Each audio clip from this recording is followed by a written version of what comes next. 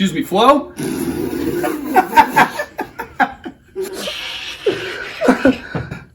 Like the TV show?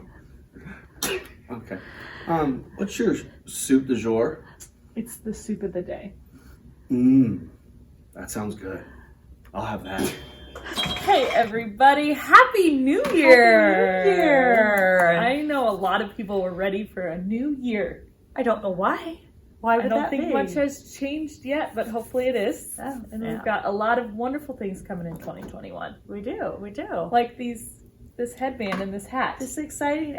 I've got this hat, and my word of the day is associated with everything with my hat, because my hat came from a friend. I lost a very good friend this year, and I was helping family members clean out her house. And my friend loved to do joyful, happy, funny things, and she always had a lot of hats. So that's Charm's hat. This is my friend Charm's hat, and it was a Happy New Year hat. So I'm wearing this in honor of her. Oh, I love it. Thank you. Super cute. Thank you. This is soup du jour, by the way. Yeah, welcome to Soopduhzhoor. Soup du jour, which means the soup of the day. And us fitting for New Year's, I think we should have some wine. This is actually Prosecco. Yes. But we're gonna have a little toast to us, to you, to 2020. Don't let the door kick you in the ass on the way out, or do. Either way. Hopefully you did. But Cola, what are you gonna do? You're gonna teach us. Well, you're the one who learned this trick of opening champagne. Hopefully it works. I thought that was supposed to be on the cork. Oh, is it? I thought it was Yeah, supposed and to be then on you the twist the bottom. And then you twist the bottom instead You don't of the twist cork. the cork. So you just hold the cork where it's at and twist the bottom, and then the cork comes out much easier. It really did. That was much better and safer. Safer. You could knock your eye out. That Yeah. kid. So if you're trying to do something crazy, like then Yeah. you got. If you've just won a big game, then you can pop your cork. But Now the here- other thing we've learned is that you're only supposed to wet the glass, right? Okay, yeah. When you're drinking champagne. Sure. So you just do a little bit. I don't remember why. And then it knocks And the then- bubbles down and pours easier, I think, was the whole thing. So it doesn't Yeah. get so excitable there as it comes up. Here. You know what's ironic about soup du jour today is that I actually made soup. We had real soup today. The soup of the day was prime rib soup. Yes, it was So we've delicious. had that, and now we're going to have our soup du jour, and then I'm going to tell you about our special word, and then we're going to talk about packaging. Kidding. And kidding. We're not kidding you. Okay? Not kidding. Cheers, Cola. Cheers. I did that wrong. You know when you cheers someone, you're supposed to look them in the eye? Oh yes, look. It makes that toast sincere. There you go. That's delightful. So also Good. to honor my friend Charm, today's word of the day is Hanyak. Hanyak. Now Hanyak. this one I have heard. I know you've heard this word, but I thought it'd be fun Hanyak. because a lot I didn't of know that's how it was spelled. that though. is how you spell Hanyak. Honyak. That's Hanyak. Can you see that there? Yeah. Do you know what Hanyak is? Why don't you tell them?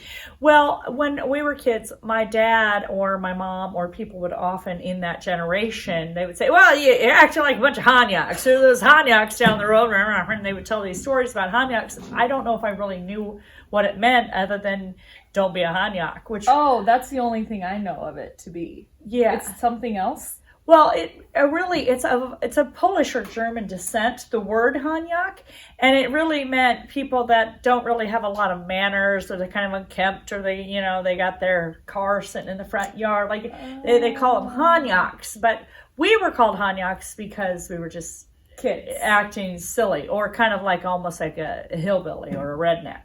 Huh. And you were acting like a Hanyak. And Charm would use this word all the time, and she would always say, oh, God, you remember those guys? They were like Hanyaks or whatever. Like, I don't know what that meant, but I am oftentimes Well, probably see, a I Hanyak. still learned something new with the word of the day because I thought it was just hoodlums or something. Oh, well, kind of same thing. Same thing. You've probably been a Hanyak a time or two. So anyway, well, let's get started, and let's get over there. We're going to leave at the bar. This is our bar. I was going to say we should talk about our bar. Nobody's seen our bar Shoot, yet. I keep forgetting. I feel like everybody's watched Above the Bar, our weekly video series, but So this is a beautiful bar that my uncle, her brother, Johnny, made with his bare hands. Made it from scratch, and he just had this design in his head. It's got everything you could possibly want from It's a beautiful beautiful. bar, and apparently he's a Hanyak that also knows how to make Yeah. furniture. And so he built us So- this bar. You had a vision to really put something in here that welcomed people in. Sometimes people don't leave. But the bar has done that. It has. It And has. It's amazing. I really always thought that we would have a product bar where our clients could come in and sit down and we would talk to them here. And then behind us, instead of alcohol, be a wall of product and fun things. But as it turns out, it's alcohol. People like to, have the drink and then just talk about the products and then say, you guys find it. We're going to just take you to a little corner today. Yeah. And show you some of our little special things that we've been doing that have been keeping us busy as elves here over the past have been little elves. couple of months. So let's get over there. Cheers. All right. So And we're here's another corner of the Soul and Swag studio that we like to change up a lot. There's random things we have over here. We like to mix it up. Mm-hmm. But we're talking all things kidding and fulfillment today. It's become a huge part of what we've been doing the last few months. And now it's already trickling into this year, into 2021. So it's been awesome and exciting and a new challenge because we weren't very familiar with that up until we started doing these projects. Exactly. However, we have to do a quick flashback because my mom's always ahead of the times a little bit. Like she knew she wanted an iPhone like back in like 2002 or something, like ridiculous, before it was even existed. You knew you wanted that. She knew she wanted a cloud-based software program. Common skew then came to light, but knew that before like it even became a thing. And then last year we did these Christmas gifts and you have to show them what it is. Maybe it was intuition, but this was the box that we did last year. We didn't want it to be just Christmas themed, but we did definitely want to do a box for everyone. And then we had different levels. So we came up with what we were going to put inside the box, and we decided to create snow day kits. And so this was the box that I designed and put fun things on each side. Winter is a good time to stay in and cuddle. Baby, it's cold outside. One day spring will step up and kick winter in the snowballs. Stay cozy, my friends. And so I went to work on designing this entire box, which is a little bit of a process because you have to lay it out. You're designing it flat, and then you're coming up with what you're putting in every section and where it's going to print and all of the things. I even printed on the inside flaps here and here. I printed a joke over here. What do snowmen eat for breakfast? The answer, Frosted Flakes. So I learned a lot because I did it for ourselves. Little did we know that these snow day kits, which also had an insert page in here of fun things you could do. Yeah, we had a whole kit then of things for your snow day. So cards and a wine opener and a flashlight. And what you could do with your family when you're spending time at home, and you can bake cookies and you can play games, and we gave them game ideas and all of these things. Puzzle. Little did we know we were actually curating COVID kit. I had no idea. We were just planning for when you had to stay home with snow, and it ended up lasting the whole year long, Clark. So but it was fun because I really discovered a lot about how to design on all of these boxes. So that was kind of the start. Yeah. It was the beginning and kind of knowing what was to come. I don't know that you thought that was what was to come. Maybe just like a lot of snow days. Yes, that's what I was predicting. But people had those snow day kits to use all year long, which was great. So that leads us into what we started doing, which was a lot of kidding and fulfillment. And so let's start with really that first part of it is the ideation phase. So walk us through what that looks like with our customers. Well, when our customers walk in here, we want them to feel like they're wowed. And we feel like and hope that the studio itself has that kind of vibration. And we do often have people walking off the street and wonder what we are. Are you a bar? Are you a lighting store? Do you sell furniture? They don't really understand who or what we are. They come in and think many things. No, and I just tend to ask them when they say, is any of this for sale? I just say, how much do you want to pay for it? Right. It's more fun than you just never know. Anything's for sale, I suppose. But when they come in, we typically know that we've got an appointment. We put that on our calendars. We try to stay organized with that. But we want to curate a VIP experience for them. We want to have some gifts ready for them. We want those gifts wrapped. So there's a bow, whatever it's presented. We take a sign. We have a chalkboard sign where we put their name on it and say welcome. And hopefully we found out if they have other people coming with them. So we're setting that stage really for them to come in. Then we offer them maybe flat water, sparkling, whatever. So we want to make them feel like they've just walked into the fanciest resort in wherever they've traveled to. In Omaha, Nebraska. Sure. Nah, just kidding. Wherever- like Mexico or something. Wherever they go. Yeah. And that's where we want to start it. And then we want to get into what their story is and all of that storytelling of understanding, where do you want your brand to live? Who are you? What's your brand about? What have you done in the past? So we have a series of questions that we'll go through and talk to them about so that we can get to what they're trying to achieve. Because for them, we want them to understand you're not spending money on swag, or we got to do this, and budget is a scary word. So we talk about investments, because we know whatever they're giving out and whatever we give out, whatever our brand goes on, is a reflection of who we are and what we do and how we want to continue to build business together. And For sure. taking them through that journey and process, I think, Cola, you could definitely think back to meetings we've had. People have never, a lot of them have never looked at their business that way. Mm-hmm. They have this swag budget, or they're in charge of marketing and they were told to go buy something to put in the swag closet. And we make them see that from a different angle, because Yeah. it's far too important to do it that I way. think that's one of my favorite things to try and help them realize, is that it doesn't just have to be, they talk about all these things left in a storage room that have been sitting there for 5 years.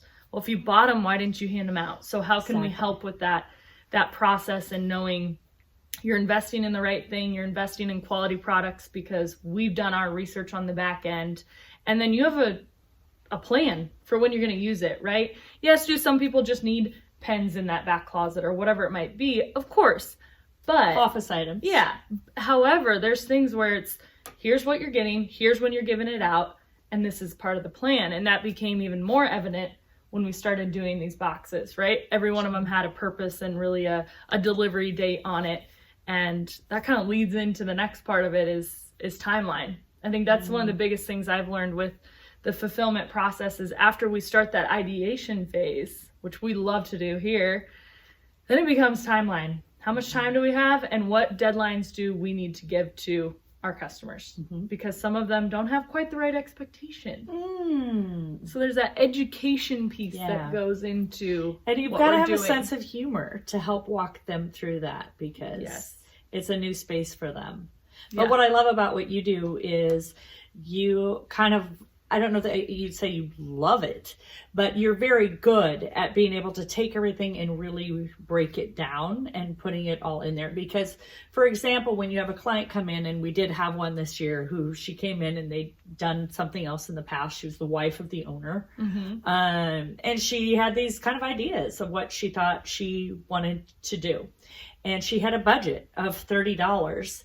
And all of a sudden she was realizing that you can't get a $30 item with a $30 budget if you want something fulfilled and delivered. Right. They don't understand that it's not possible. They don't get it. There's no such thing as free shipping. Thanks, Amazon. But there isn't. So the shipping cost and the box cost and the fulfillment cost, you start backing all of that out, and all of a sudden you're down to maybe a $10 to $12 item instead. And so that's always a big question too, is do you actually have $100 to spend, or do you want a $100 gift to go in there? So that is a huge question we have to ask. Yeah, and that is regardless if it's fulfillment or not, that people Definitely. and everybody deals with that same thing of understanding what a budget looks like. And within that budget, we talk about too, valuing our time, which we've talked a lot about that over the years, but for sure it became even more kind of obvious as we were doing these projects. And some of the things that we learned along the way of, you figure out the box size. So measuring that out. And sometimes that can take longer than you want it to. It's ridiculous. It is. And then how much crinkle paper is going to go in there?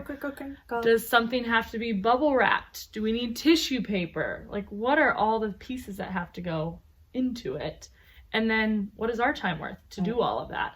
Measuring the depth of the product to match the depth of the box, plus the protection it needs to go in the box and all that. Anybody who does any of this, they're like, hey, you're speaking my language. I get it. Exactly. But your ability to kind of go through that, like in just a little brief form, what does that look like? What have you kind of tried to devise in order to make, because no two orders are ever alike. No. No two fulfillment projects are ever similar. No. Maybe similar, but they're definitely not alike. So what are you Definitely are not. you doing to try to make this process easier for us? The client Yes. on the other end sees only this beautiful thing and this whole thing, and yes, we can do that.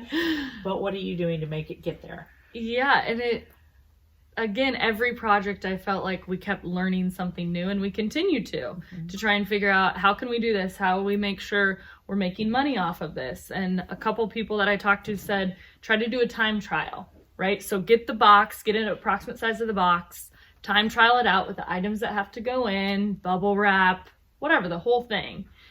Sometimes you don't have time for that. So sometimes it's a little more of a guessing game. But I did create this fun little spreadsheet.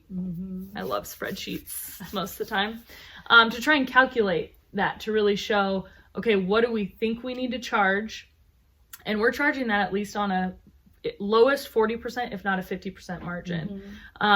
So looking at that, and then afterwards having the follow-up. So I think in the beginning days, if you haven't done fulfillment before, for people who haven't done it or are thinking about doing it, that was the biggest thing, was tracking all of that. To say, okay, all of our time, all the crinkle paper, the bubble wrap, what were all our costs? And then in the end, what did we make? So that we really can look back and say, this is what, went well, this is what didn't. When I do the time trial though, one thing I learned was I would do it, and let's say it only took me 90 seconds.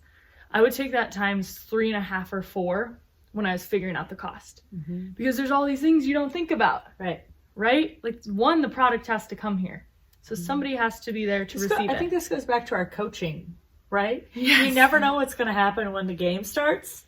So you always need to be prepared for the unexpected. Yeah. And the unexpected traditionally happens. The client throws in an extra curveball that you didn't expect. Something happened that didn't arrive.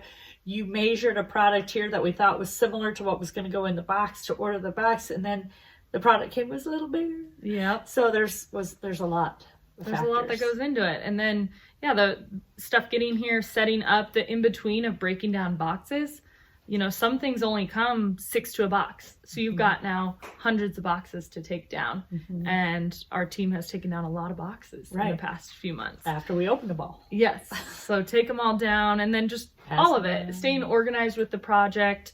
The other big thing that I learned was the label part of it. And so using the shipping program we use, but sometimes it doesn't go as smoothly as you want it to. So really looking at how much time is that going to take me, do I think? And let's charge for that. And then I can reflect on it later to see, do I need to charge more, less? Even the labels, the cost of the labels, all the little pieces that go into all of it in order to figure out a final cost. If I might ask you this, do the customers always send you their information correctly? Oh, wouldn't that be just too easy? Too easy. We did one recently. Now, this was a super fun project that we did, and we'll show you some pictures of it.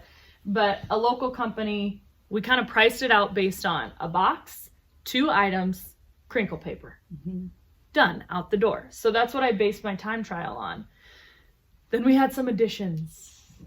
Yeah, we had some additions to that, which is great. The customer was okay with it. They knew it was going to be extra. So I think that ties into one of my other big things with fulfillment is transparency. Right away saying, this is what's included, and being very diligent about that. We learned that on that one. Good thing we put craft crinkle paper because they wanted navy. So we were able to cover ourselves and order more. Silly things. But all the extra pieces that then went into that project. This is why we did batch and bodega for our holiday gifts this year. So we could help our clients fulfill theirs. Easy button. Easy button. But yeah, then the fulfillment part. Fortunately for us, we have some family and friends that like to be put to work for now. So we're not in a place where we're doing full-time fulfillment. And we were very fortunate because we had this beautiful studio, but we have incredible landlords. And there was a space available just down, a few bays down, and I said to Cola, I go, what if we just ask them about that space? I mean, it's COVID, nobody's renting anything, whatever. And so we did. We asked them, they took us down and showed us, and what would you charge us if we could just use this through the end of the year, which is almost here, tomorrow. And they said, well, if you like it, you can just use it at no cost. And I almost fell to my knees. Like, there are these joyous moments through all of these trials and difficult things. We never asked for any help. with our studio or anything, and I'm going way off key, but if you ask, sometimes things happen for you, because what we've been doing, I'm not sure how we would have pulled all of that off if we wouldn't have just had these little blessings and the grace of people around you. But you do have to put yourself and be vulnerable and ask the questions, and that's kind of what's been able to help us be successful with it. For sure. So yeah, that's it. That's the whole fulfillment project or process. That's what we've been working a lot on, and look forward to doing more in the new year. And fortunately, my brother wants to have some part-time work. He's in the golf business. You can't golf a lot here when there's an inch, or not an inch. There's but like 12 inches of snow Yeah. on the ground. So we've been putting him to work as well. Yes. But it is fun. What's fun is at the end of it, and we actually are getting emails of compliments back from people who have received the boxes or people that bought them, and they're overjoyed. They're overwhelmed. They find so many, I don't know, happy moments that have touched our hearts to think that's why we're doing this. That's why we're putting it all out there to make this happen. So if you have fulfillment questions, I would contact someone else. Just kidding. But you do amazing work, Cola, and I am glad that we can do this and help our clients. And then putting it all together, it's actually quite worthwhile. It is. It's been fun. It is.